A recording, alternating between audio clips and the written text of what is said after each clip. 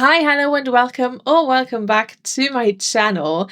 In this video, we're going to be talking about the do's and don'ts of piercing stretching. My credentials for talking about this are, well, you can see most of my credentials, but let me say them anyway. My credentials for talking about this are about 15-ish years, give or take, of experience with stretching piercings, both on myself and on previous clients, without too much irreparable damage. Listen, we all start somewhere, okay? 15 years ago, there was a completely different stretching culture, piercing culture, not available, but like the prevalent body mod culture was very, very different than it is now, okay? We all gotta start somewhere. That's why there's also don'ts included on this list. Before we get into this, let me say, yes, I will be deleting comments advising people to use unsafe stretching methods because I did it and I was fine. I don't care if you did it and you were fine. I did a lot of the shit that's on the don't list and I was fine. Doesn't mean I would recommend it to other people because now I know better. So I want to pass on the good knowledge, the safe stretching practices and safe piercing practices, and not encourage or advertise unsafe behaviors just because they were fine or that's how we did it. And just because you were fine doesn't mean everyone else is going to be, and it doesn't mean everyone else who used the same stretching practices or piercing practices or whoever, whatever, was fine. Okay? Feel free to share cautionary tales. I will, a little bit. Don't come in the comments being like, oh, well, I did this and I'm fine. I don't give a fuck. I think that's it for my rant. Now that all that is out of the way, if you enjoy these kinds of videos, please let me know by leaving me a like and maybe even consider subscribing if you would like to support me and never miss another video. And without any further ado, let's get into the do's and don'ts of piercing stretching. The first do on our list is going to be that stretching, perhaps the most important do. If you've been around my channel for even a little bit, you will know what death stretching is, most likely, because I talk about it every chance I get. To keep it short and sweet, for those who don't know, death stretching is essentially allowing your body to stretch whatever piercing you're trying to stretch on its own, meaning you don't use any tapers, spirals, tape, silicone tunnels, what are those other things called? Pinches. None of that. No forcing a size bigger into your piercing and just waiting until the next size up naturally fits or just comfortably slides in without too much discomfort or pressure. I will say there are some piercings and some people where death stretching simply does not work, especially at smaller sizes. It can be really, really hard. There absolutely is a time and a place for tapers and sometimes even the taping method. I will not go into those too much here. If you would like another piercing stretching video, please do let me know because I have a lot to say, as you can tell, but for the most part, please just dead stretch. You will thank me later. Now, to go with that, our first and, in my opinion, probably the most important don't on this list is don't use unsafe stretching methods, which again includes stuff like the silicone method, where you just put in a silicone tunnel a size or two sizes up, usually plop it open and wait for it to do its thing. Bad. That includes stretching with ear weights. What else? Using the taping method with stuff like duct tape. Also bad. This video is not the place to go into detail again for all of this, but for the most part, a lot of these stretching methods will put uneven amounts of pressure on the piercing you're trying to stretch, which, let's be real, it's mostly going to be your lobes, which can lead to thinning, blowouts, scarring, and it can even, in the worst case scenario, rip your piercing. And you don't want that because that's annoying. The next do on my list is do use proper jewelry made out of safe materials. My personal favorite kinds of jewelry are single flare plugs, especially the ones without the little ridges to help keep the o-ring in place, because those are usually flat at the tip, which makes them harder to kind of insert. And the little ridge also sometimes feels like it gets stuck in your piercing while sizing up, and it's just like a very uncomfortable feeling. Other people also prefer no flare plugs, which I have used in the past. I just always find them kind of annoying because there's two o-rings that can fall off instead of just one, and one is annoying enough, let's be so real. Proper materials for stretching include, but are not limited to, glass, titanium, and Delrin. Those are like the main three I always recommend and that are very easy to find. Again, with the matching don't use unsafe materials like acrylic, silicone, or any natural materials like wood or bone to stretch. The reason you don't want to use those materials for stretching is because they have a more porous surface, which means they can harbor bacteria, and you don't want that near a freshly stretched piercing, since stretching your piercings can cause micro tears, and bacteria and open wounds are just like they're not a great combination, okay? Stay away from those materials. You can wear all of these short-term in-healed piercings. There's absolutely no issue with that. Just don't use them for stretching. Please, let me say it again while we're on the topic. Please don't use ear weights to stretch or tapers as long-term jewelry, because they will cause an uneven stretch and can lead to thinning, ripping, all that not so good stuff. Do go slow, prepare your piercing and your body for stretching, and take your time. Now, this is twofold. On the one hand, you should wait a good amount of time in between the actual stretches, which annoyingly there isn't like a set time frame for. It varies from person to person, but I would recommend for something soft, quote unquote, like lobes, or if you're wanting to stretch your lip piercing, at least 2 months in between stretches, so like 8-ish weeks. The longer you can go, the better, obviously, but at least 2 months is what I would personally recommend. And for cartilage piercing, if you want to stretch cartilage piercings for some fucking reason, I would recommend at least like 4 to 6 months in between stretches. Again, it really, really depends on the person, and just because you can go faster doesn't mean you should.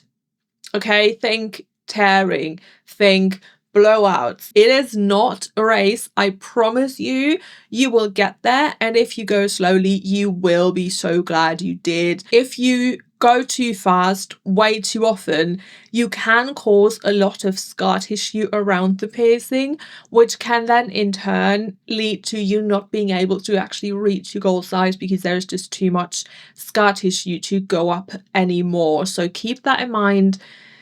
Please take it nice and slow. It is equally important to also take your time while you are actively stretching your piercing, and taking your time to prepare, not just by doing things like cleaning, washing your hands, cleaning the jewelry, but also to prepare the piercing you're trying to stretch by doing an oil massage or taking a hot shower to help like loosen up the tissue, you know what I mean? And then obviously also take your time inserting the jewelry, like I said before, and don't just ram it in as hard and fast as you can. You want to have as little pressure on the piercing you're trying to stretch as somehow possible. I cannot reiterate that enough, I feel like. If you're at a bigger size, especially on your lobes, you should be doing oil massages regularly anyway to help promote blood flow and to help them like stay juicy and nice. These tunnels aren't the best. They are too small for me.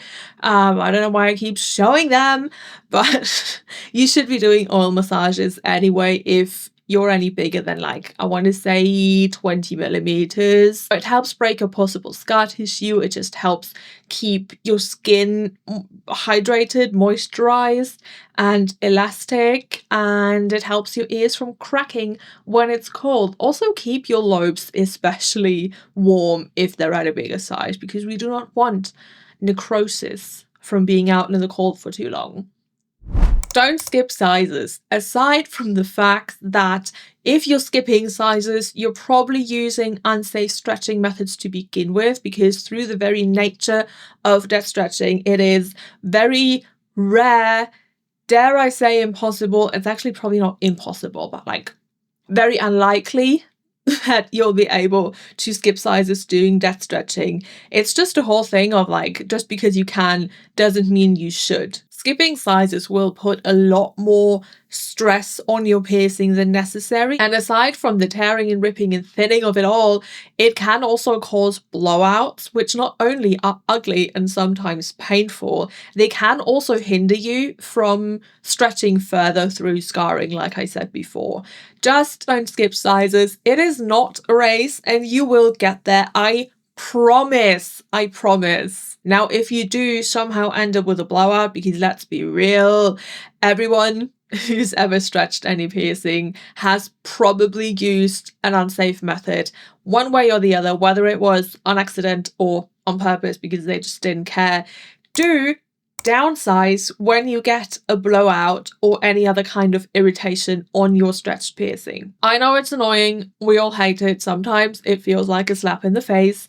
Let's be so real. But it is so much better for your piercing to be able to heal at a smaller size and then go back up once it's healed, just for your long-term piercing health. I promise, again, it is worth it. I hate doing it myself, but sometimes it has to happen, unfortunately. If you also fell victim to unsafe stretching methods 10-15 years ago, especially when stretching your lobes, you can absolutely downsize them and then go back up to thicken your lobes. It does take some time and patience, and I'm also not sure if it would even out like really, really unevenly stretched lobes. I would imagine it might a little bit, but if you really want to even out unevenly stretched lobes, you should go to a body mod artist and have your lobes scalpeled. Yeah, downsize.